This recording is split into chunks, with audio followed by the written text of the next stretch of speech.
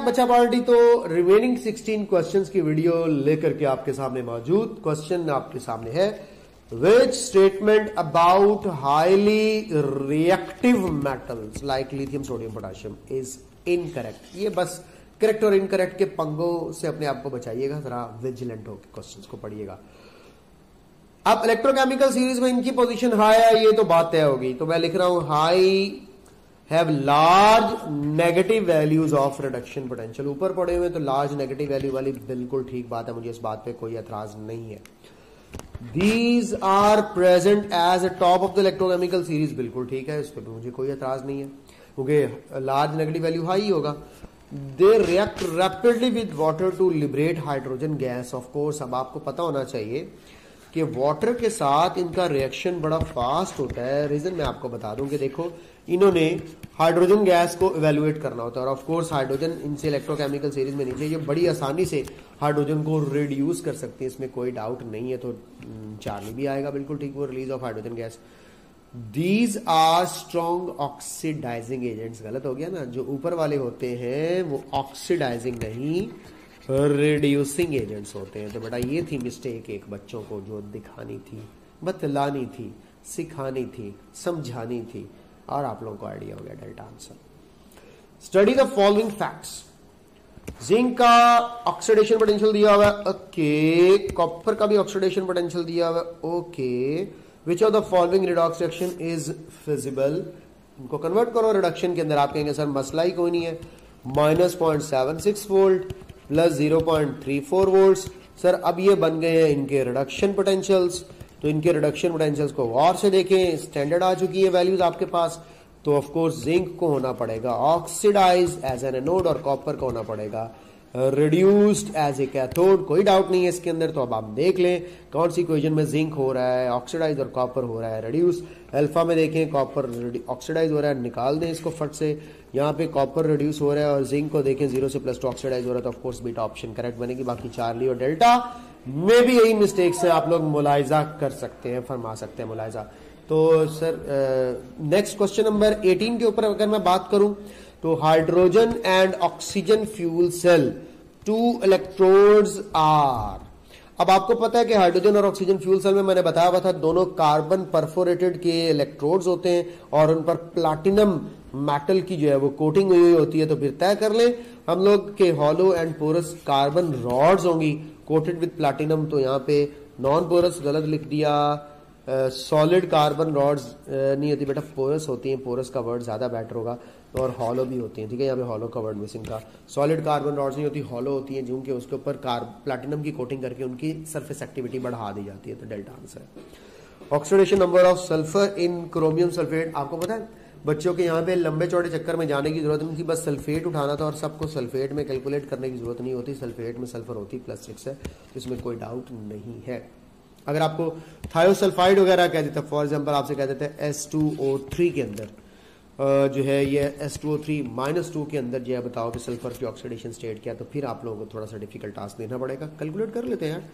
2x plus oxygen -2 into 3 सम करके किसके equal होना चाहिए, -2 के इक्वल होना चाहिए। तो 2x -6 is equal to -2, 2x is equal to -2 plus 6, ये आ गया +4 और यहाँ पे x आ गया +4/2, तो ये आ गया +2।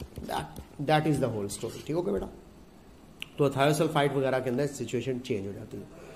इन galvanic cell the flow of electron is normally.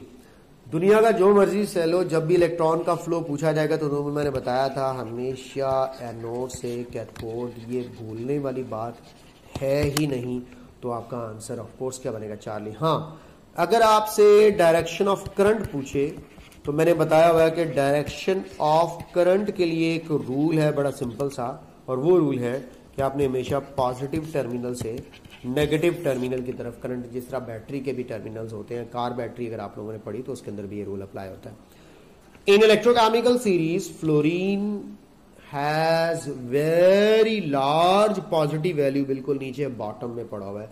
तो कहीं पे लार्ज पॉजिटिव वाली अगर ऑप्शन पड़ी हुई है तो उसका आंसर ऑफ कोर्स क्या होगा, बीटा आंसर होगा। That is the story about the beta answer. Next बेटे, consider the following balance equation involving redox reaction.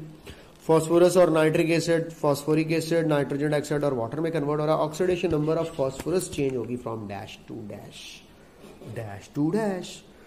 यहां पे फॉस्फोरस फ्री एलिमेंटल फॉर्म में पड़ा हुआ तो तय कर लिया कि यहां पे जीरो ऑक्सीडेशन स्टेट है। और अगर फॉस्फोरिक एसिड में जा रहा है तो यहां पे अगर आप कैलकुलेट करें तो आप कामयाब होंगे +5 कैलकुलेट करने में, और फॉस्फोरस +5 से ऊपर जा ही नहीं सकता क्योंकि आपको पता है 5th ग्रुप का मेंबर है।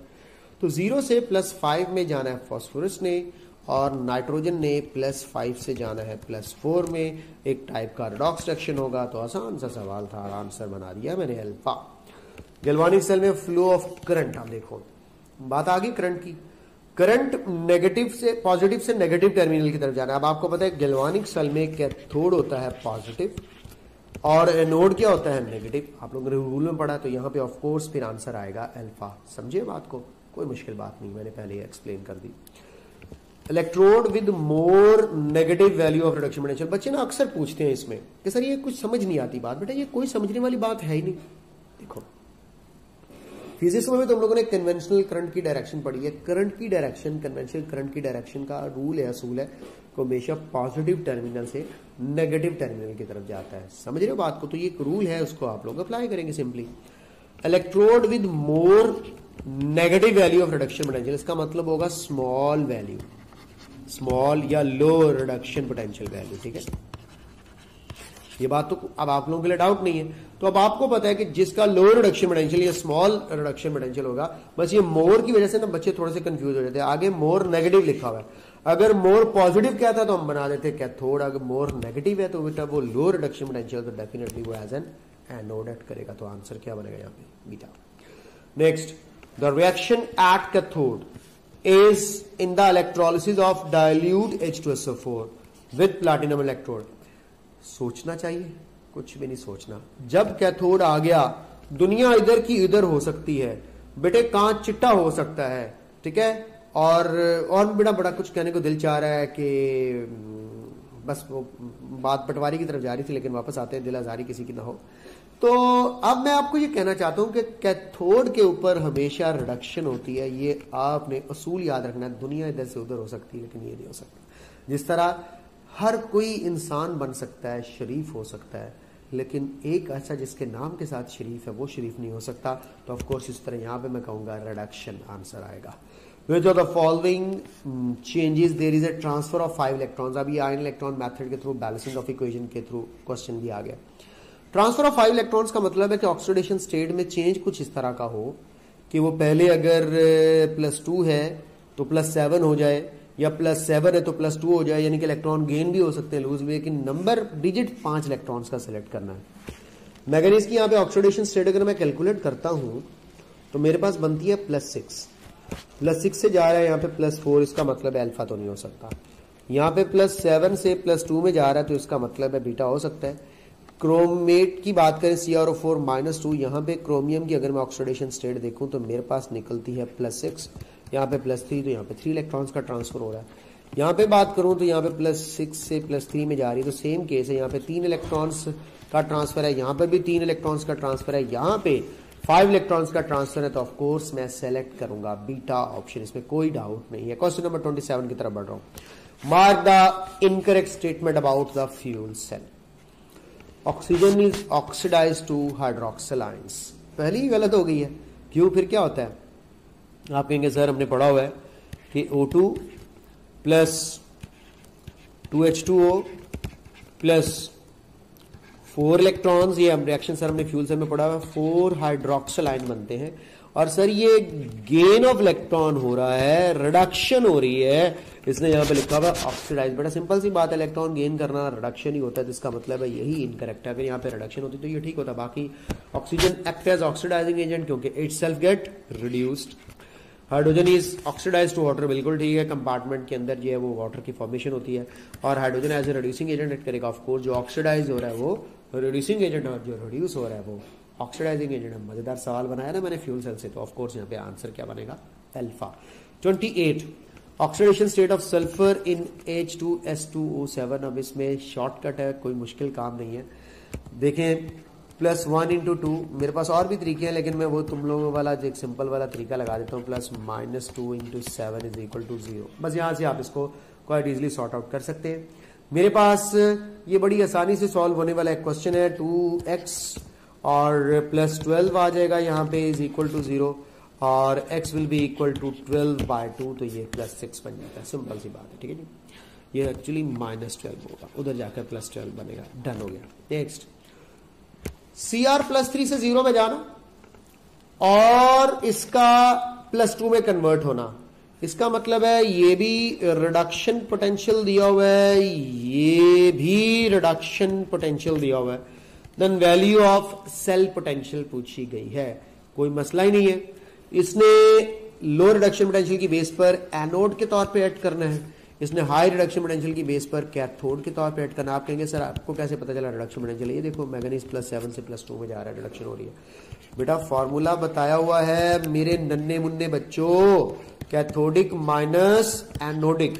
तो कैथोड वाला उठाओ +1.251 माइनस इंटू ये वाला लिख दो -0.741। कोई मसला है इसमें? बिल्कुल नहीं है।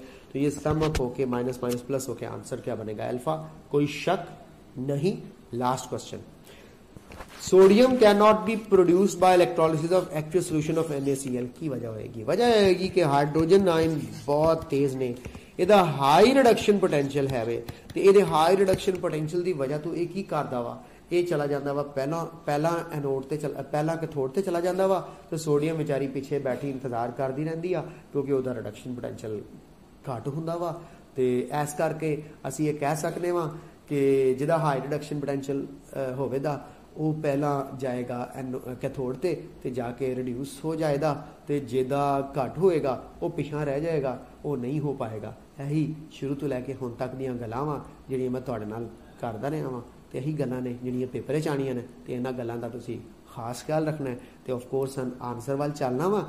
मैं ਤੁਹਾਨੂੰ ਦੱਸਣਾ ਵਾ कि reduction of water is preferred to sodium ion. Of course आपको पता है कि जब भी आप लोग वाटर को रिड्यूस करोगे, वाटर को इलेक्ट्रॉन दोगे, तो क्या होगा कि एक तो आपको यहाँ पे हाइड्रोजन गैस देखने को मिलेगी, साथ में आपको हाइड्रोक्सिल आयंस देखने को मिलेंगे। तो ये आप लोगों के सामने मैंने वाटर की रिडक्शन कराई। ये बड़ा एक और मजे का MCQ बना। जब भी वाटर की रिडक्शन होती है तो क्या दो प्रोडक्ट्स बनती है? तो आप लोगों ने याद रखना, reduction of water produce hydrogen gas and hydroxyl ions. तो एक और बड़े मजेदार सवाल जो मैंने आप लोगों से तय किया, इसको ज़हन में रखिएगा। Sodium ions react with chloride, no way. Sodium reacts with water, no way. Sodium ions are more stable, no way. तो वजह बनती है हाइड्रोजन की रिडक्शन क्वाइट इजीली मुमकिन है हाई रिडक्शन पोटेंशियल की वजह से। तो वो पहले जाकर हाइड्रोजन गैस में कन्वर्ट हो जाती है रिड्यूस होकर के। हाइड्रोक्सिल आयंस ऐसा नहीं कर पाते। तो ऐदा दे कॉन्सैप्ट पेपर च आंदे वा, ते इन्हां कॉन्सैप्टां नूं तुसीं संभाल के रखना है ते अपना ढेर सारा ख्याल रखना है ते सानूं दुआवां च याद रखना है। Take care of yourself. वला मिलसूं। अल्लाह हाफिज।